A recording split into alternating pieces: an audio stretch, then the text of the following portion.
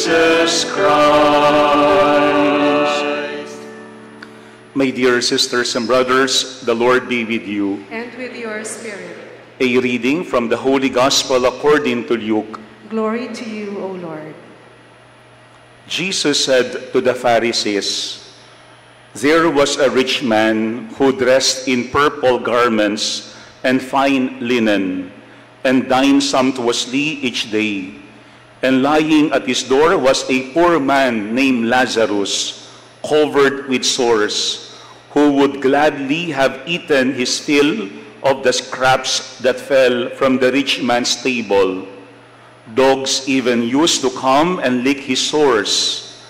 When the poor man died, he was carried away by angels to the bosom of Abraham.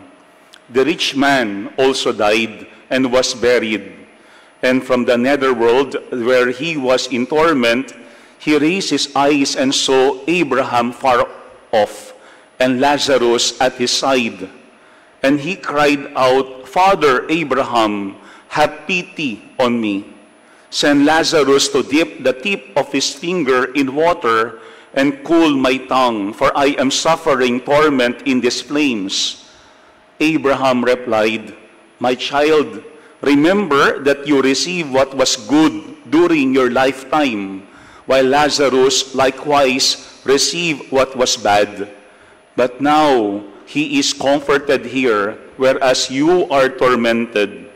Moreover, between us and you a great chasm is established to prevent anyone from crossing who might wish to go from our side to yours or from your side to ours.'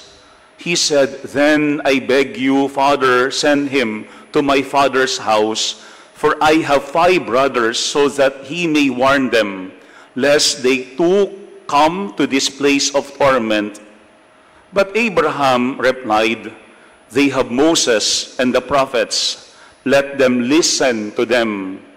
He said, 'Oh no, Father Abraham, but if someone from the dead goes to them, they will repent.' Then Abraham said, 'If they will not listen to Moses and the prophets, neither will they be persuaded if someone should rise from the dead.'" My dear friends, the Gospel of the Lord. Praise to you, Lord Jesus Christ. Please be seated for a while. Again, my dear sisters and brothers, good evening. I remember when we were still seminarians, every time that our professors would ask us to submit papers or to do report, one of our classmates would tell us, everything is about packaging. Yun ang laging sinasabi. Everything is about packaging. Dapat you impress the teacher with your packaging. Dapat maganda yung font, dapat maganda yung slides, dapat maganda yung cover, dapat maganda yung sounds, dapat maganda yung video ng presentation. He used to say everything is about packaging. And I think even in our society nowadays, everything is about packaging. Kaya very conscious tayo on how others see us, on how we appear to other people. Kaya nga ang sinasabi nila, meron tinatawag na power dressing, na kapag ikaw ay nakita ng iyong kapwa, dapat ang tingin nila, you have power, you have authority, because you are in position. Everything is about packaging. But today, when we look at our gospel parable is telling us, not everything is about packaging. Not everything is about packaging. Because today in our gospel parable, we heard the story about a rich man. Very desirable packaging. Maganda ang kanyang pananamit. Maayos ang kanyang pagkain. Maganda yung kanyang pamumuhay. Siguro nowadays, we could say, ito yung Instagrammable na buhay. Na kapag siya ay nakita mo sa iyong social media account, you would only say, sana all. Sana all, ganyan kaganda yung damit. Sana all, ganyan kasarap yung pagkain. Sana all, ganyan kaayos ang buhay. Kaya nga, when we look at our gospel, Jesus plays a contradictory character to that rich man. And who is that character? Lazarus. No? Kahit merong napakayamang lalaki, kasama nung napakayamang lalaki, ang napakahirap na lalaki na ang pangalan ay Lazaro. Take note, it is only a parable, a story. But this is the only parable wherein the character was given a name. No? Hindi naman binibigyan ng pangalan ang character sa parable.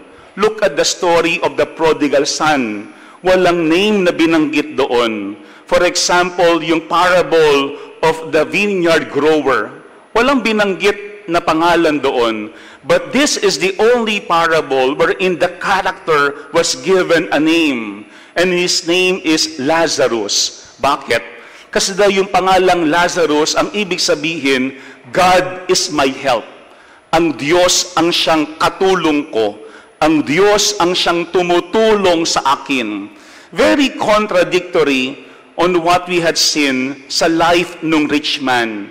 Kasi yun, I think, yung temptation when a person is so rich or so powerful, he could think and feel that he is very much secured, that he doesn't need someone. And he or she may also think that he or she doesn't even need God.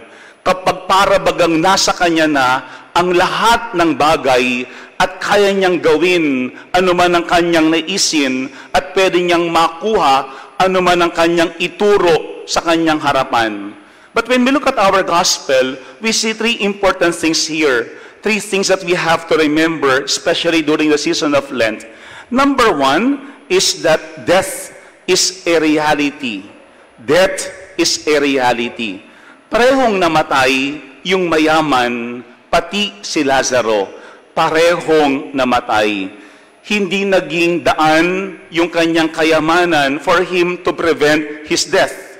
Same thing with Lazarus. Hindi naging cause ng kanyang death yung kanyang poverty, yung kanyang condition in life, but they both died. Ito yung unang paalaala sa atin. Sino man tayo sa ngayon, anuman meron tayo ngayon, ang lahat ng yaan, merong hangganan. Ang lahat ng yaan, merong katapusan.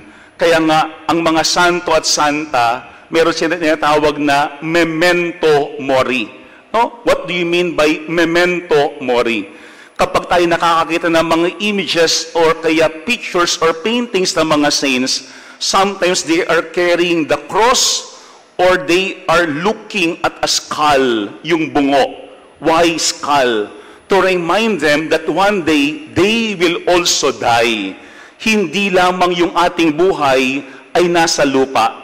Ang ating buhay ay hindi lamang para mag-enjoy, magpakasasa araw-araw. Kaya ito yung unang paalaala sa atin, that death is a reality to all of us.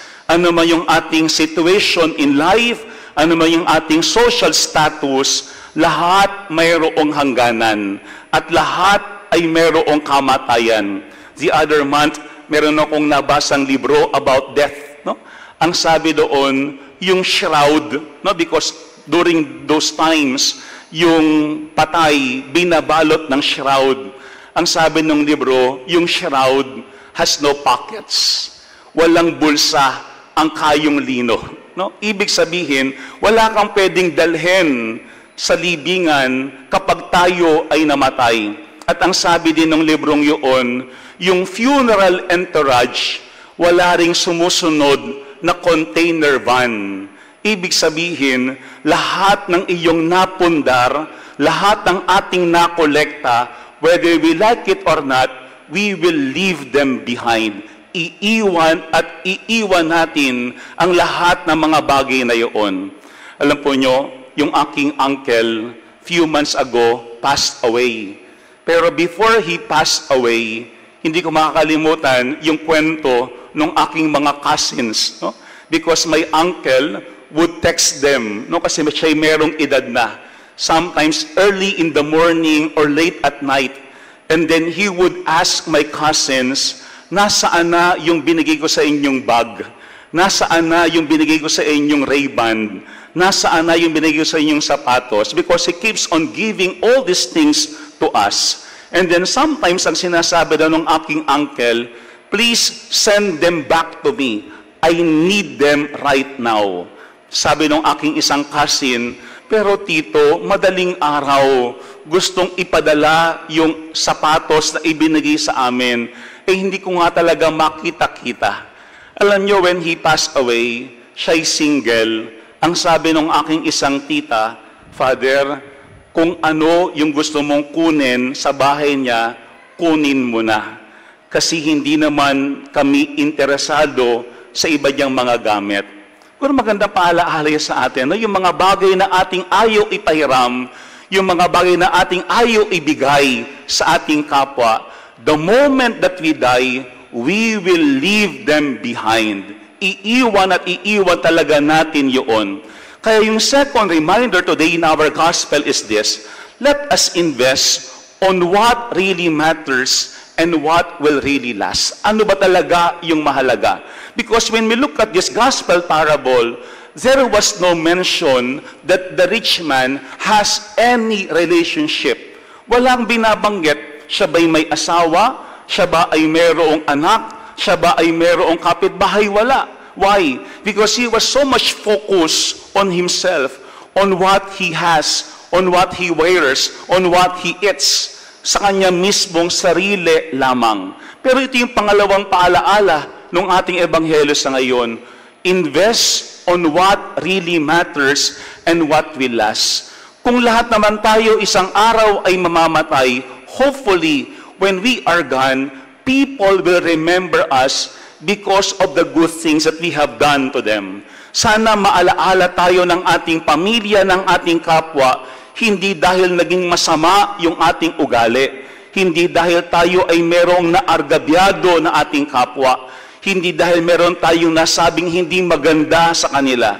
Hopefully, when we are gone, people will remember good memories about us. And that will happen right now while we are still alive. No, habang tayo nabubuhay pa, sana we invest on good memories. Yung magagandang karanasan natin with our family members, with our co-workers, even with our friends.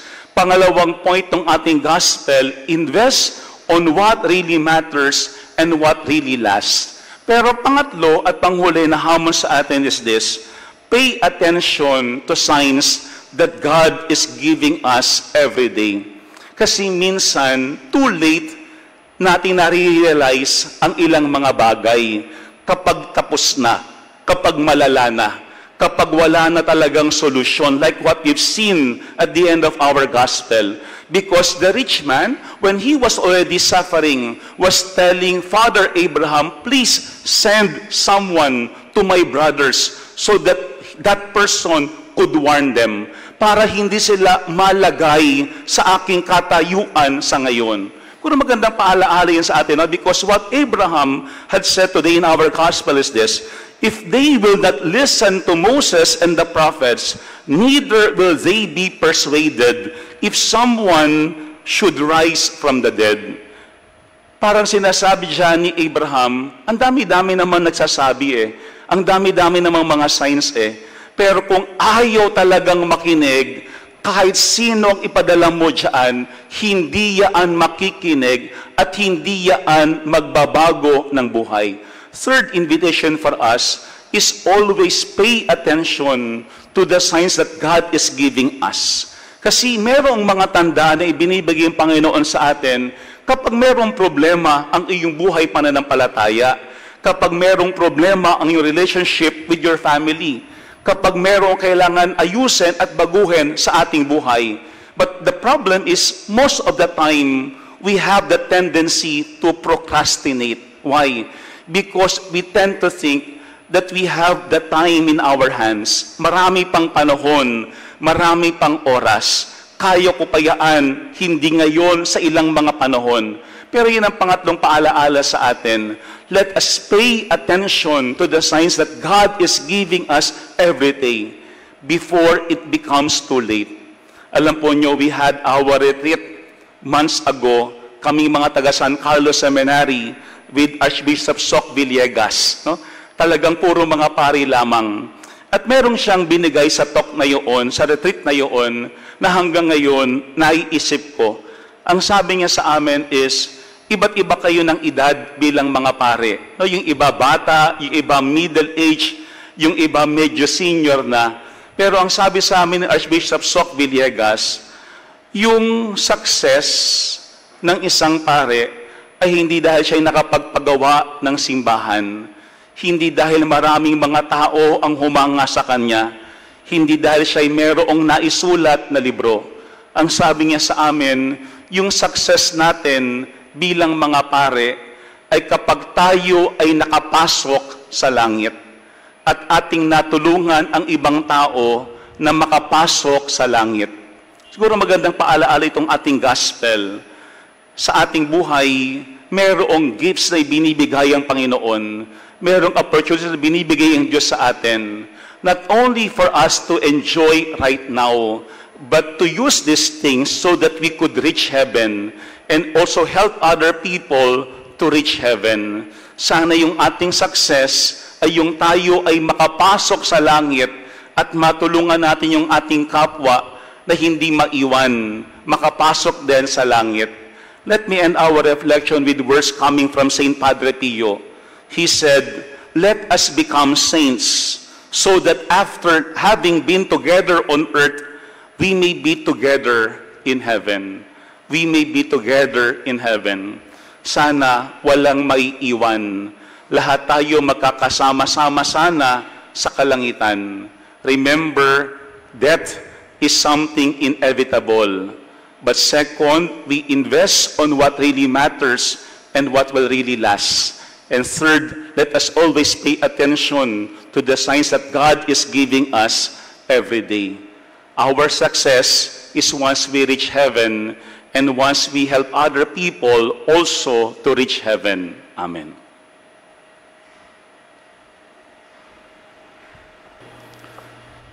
Mabilis tayong ma-impress sa packaging, sa panlabas. Pero ang Panginoon, hindi. Kasi ang Panginoon, mas nai-impress sa kalooban, sa content. Kasi kahit gaano kaganda ang packaging, kung hindi naman maganda yung content, wala din. The Lord